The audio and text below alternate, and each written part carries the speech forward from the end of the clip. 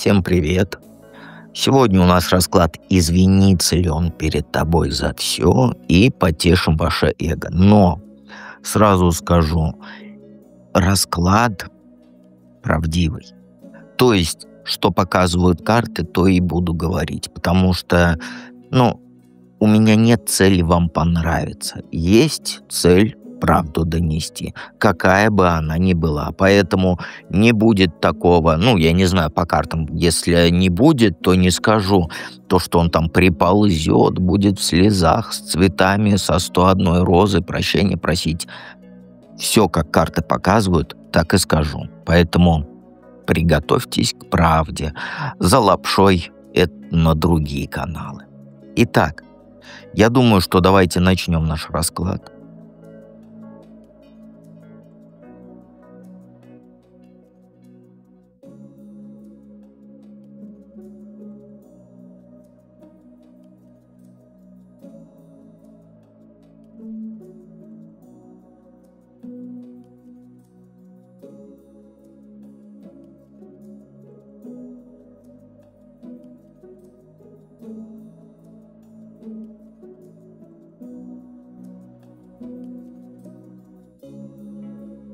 Единички.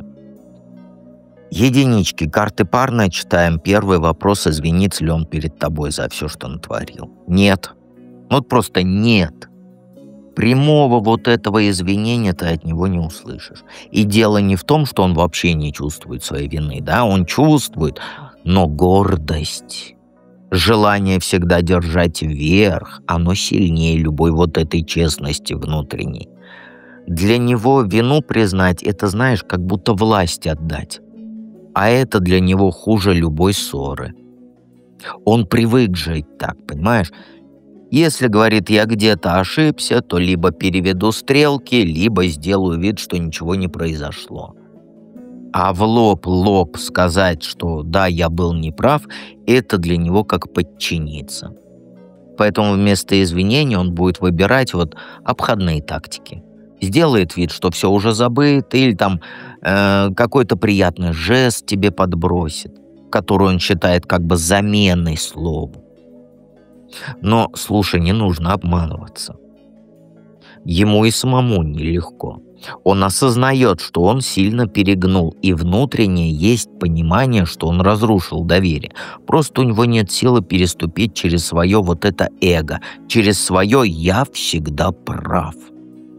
Поэтому он выберет молчание или какие-то полумеры. Настоящее извинение не будет. Нет. Что скрывается в его душе? Вина или что-то темное? Клубок внутри. Есть вина, но она не целиком чистая. Это не та вина, которая толкает человека к честным признаниям. У него вина перемешана с обидой. В стиле, знаешь, да, я плохо сделал, но и со мной тоже несправедливо поступили. То есть он постоянно ищет оправдания своим действиям.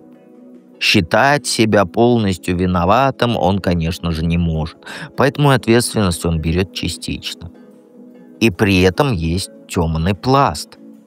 Желание удержать контроль. Когда ты вспоминаешь его манипуляции или молчание, это не случайность, это способ не оказаться слабым. Он боится не самих слов извинений, а того, что после этих слов придется выставить тебя, как сказать, победителем и признать, что он не главный. Его эго, оно не дает этого сделать. И еще тут есть момент, для него же легче влезть в новые дела, отвлечься на быт, чем разбирать этот внутренний раздрай и признавать, что он был неправ. Поэтому у него внутри смесь, вина есть, но она перемешана с защитными реакциями и с гордостью, которая держит его от нормального честного шага. Совет какой? Знаешь, тебе сейчас важно принять, что реального извинения от него не будет. По крайней мере, услышать ясное «прости, я виноват» в том смысле, в котором тебе нужно, ты не сможешь. Он просто не умеет этого делать. И ждать этого значит снова ставить себя в зависимость от его характера. Твой сейчас лучший ход — это перестать тратить энергию на ожидание его вот этих извинений и начать концентрироваться на том, что он может дать реальными действиями, понимаешь? Если ты видишь поступки, которые говорят о его попытке исправиться, используй себе на плюс. Если все сводится к молчанию и типа там «давай забудем про все», не соглашайся. Это, знаешь, повестись. Ты вправе сама поставить точку и признать, что он этого шага там не сделал, и это не твоя проблема, вообще не твоя. И акцент смести. Не жди от него подтверждения там своей ценности через извинения вот эти. Ты уже видишь, что с его стороны слабое место. Это признание вины. Значит, правда в том, что ты живешь дальше. Строй себе пространство, где тебя уважают, без всяких «но». Его молчание — это не показатель твоей ценности, а показатель его страха потерять себя за счет честности. Вот и все. Поэтому глажу тебя по головке, и давайте перейдем ко второму варианту.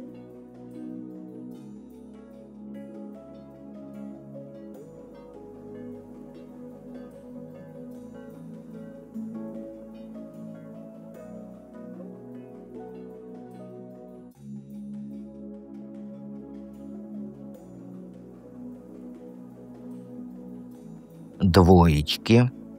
Извинится ли он перед тобой за все, что натворил? Ну, знаешь, он может облечь это все в красивую форму.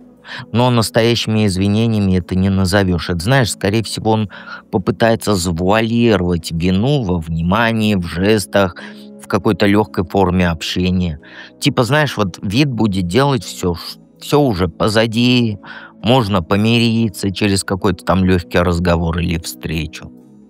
Он языком хорошо владеет. То есть красиво говорить умеет и впечатление производить. Поэтому скорее попытается снять напряжение тем, что вот создаст атмосферу праздника, легкости и просто тебя уболтает. Для него, знаешь, ошибки вслух признать — это тяжело. Он человек, который привык эмоциями управлять с помощью своей харизмы, шарма, мягких каких-то действий, но не честных слов. Он не тот, кто скажет напрямую там «я виноват», «я облажался» и так далее. Он будет тянуть к примирению без тяжелого разговора. Так что да, он может вернуться к тебе с каким-то действием или фразой, но полного вот этого извинения вряд ли тебе придется ждать. Это будут попытки обойти разговор и сразу перейти в такой формат, типа «давай жить дальше, все забудем, что было». Что в душе скрывается? Ну, конфликт у него. Вот смотри, я объясню. С одной стороны, он понимает, что зашел далеко и причинил тебе боль, и глубоко внутри есть сожаление, оно его не отпускает. Ему тяжело признавать это, но он ясно знает, он виноват. А с другой стороны, у него гордыня сильная и страх лицо потерять. Он застрял между вот этим «хочу помириться» и, как говорится, «не могу показать слабость». И вот эта борьба внутренняя, она его мучает. Он все время пытается оправдать свои действия, мол, там так обстоятельства сложились, или там «я не один виноват, ты тоже виновата». Но знаешь, одновременно он чувствует, что обидел важного для него человека, потерял что-то ценное. Поэтому его вина втайне гложет его, но осмелиться вынести это наружу у него хватает только там на намеки, на какие-нибудь обходные фразы.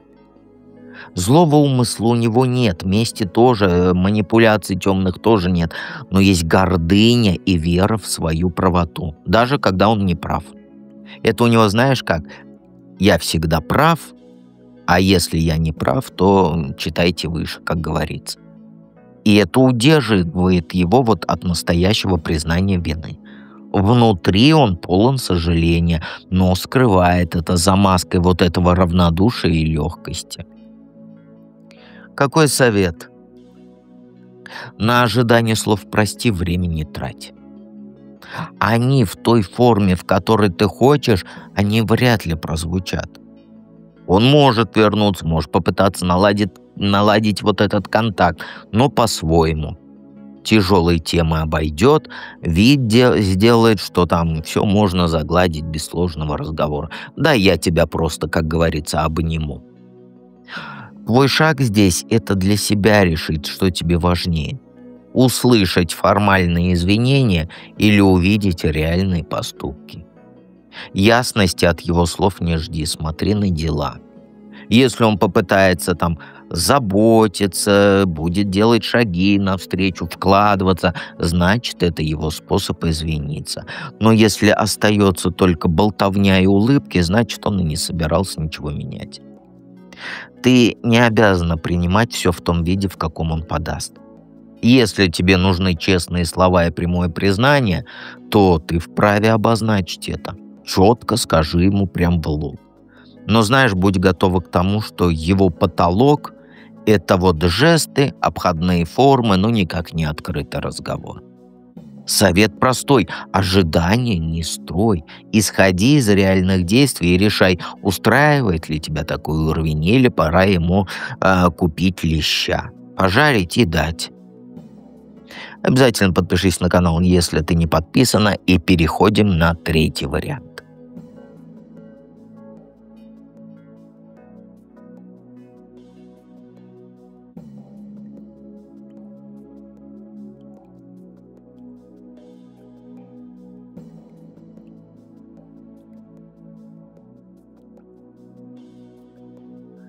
Троечки-затейницы. Сегодня короткий расклад, потому что чего тут думать, да?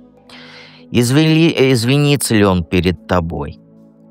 Ну смотри, разговора честного, где он вот сядет напротив тебя, посмотрит в глаза, со слезами скажет «я виноват», простит, такого не будет. Для этого ему нужно признать, что он вел себя подло, обманывал, скрывал, изворачивался, вину перекладывал на тебя. И он знает, что накосячил, но у него нет в себе достаточно смелости взять ответственность. Его стратегия — это убежать, замолчать, сделать вид, что все само рассосется, а то и вообще. Это все ты виновата, я обиделся. Он, знаешь, он понимает, что оставил тебя в положении, где ты потеряла, как сказать, доверие не только к нему, но и в целом к стабильности рядом с мужчиной. Но у него постоянно включается внутри механизм «лучше я помолчу, чем чего-то признаю». Поэтому прямых извинений ты не услышишь. Максимум — это мелкие поступки, которыми он попытается там как-то сглазить или показать, что я вроде что-то исправил. Но слов, которых ты ждешь, не будет. И это важно понимать сейчас, чтобы не кормить себя надеждой. Что в душе у него? Ну, действительно, есть вина в душе. Он понимает, что потерял то, что стоит дорого. То есть это твое доверие, это твое уважение. Есть сожаление, но оно окрашено вот болью и обидой на самого себя. В душе у него каша. С одной стороны, он видит последствия, а с другой ему легче обижаться на тебя за то, что ты там не приняла его слабости, чем прямо признать, что это он все сам разрушил. В нем живет страх глубокий, поражение. Признать вину для него — это не исправить, а проиграть, понимаешь? Поэтому он защищается там гордостью, отстраненностью, сбежал. Лишь бы не показывать вот это то, что он слабенький. Но он все вспоминает, как все закончилось, где боль, что отношения, как говорится, крахом поперлись. Но не из-за тебя, а из-за того, что он не справился. То есть внутри у него вина есть, настоящая, но его душит его вот эта гордыня. И пока вот эта смесь правит им, шагов навстречу, которые тебе нужны, он сделать не сможет. У него срабатывает защита от своего собственного краха. Поэтому у него лучше сбежать, промолчать и жить дальше, чем признать, что это он виноват. Какой совет? Знаешь, не жди от него того, чего он не в состоянии дать. Ну, не может человек, нет у него вот этого. Он не вытянет живое вот это раскаяние, он не умеет честно вот оголяться. И если ты будешь держать надежду на его вот это «прости, любимая», ты будешь сама себе боль продлевать этим. Вместо этого смотри на все иначе. То, что он не сказал «извини», это не про твою ценность, это про его слабость. Поэтому никогда это не путай. У него нет ресурса быть взрослым и взять вину. А вот у тебя есть шанс не продолжать ходить по вот этим кругам и сделать ставку на себя. Знаешь, карты четко говорят, твой путь сейчас в том, чтобы вот собирать себя сама. Вкладывать в свои цели, в свою красоту, в свой достаток, в свое ощущение уверенности. Не ждать, пока другой человек разрядит твою боль признанием. А самой выйти в жизнь с позицией «я сама себе нужна, я умею подниматься, даже если кто-то повел себя по-свински». И совет тут простой. Его извинение, оно тебе и не нужно. Настоящий шаг вперед — это твой рост, твоя опора на себя, у тебя есть дед, и мы с тобой всех в рот победим. А его молчание, оно пусть останется его крестом. Ты не должна нести его крест. Твоя задача идти дальше, не привязываясь к его слабости, с гордо поднятым носиком к солнышку, и дед всегда рядом.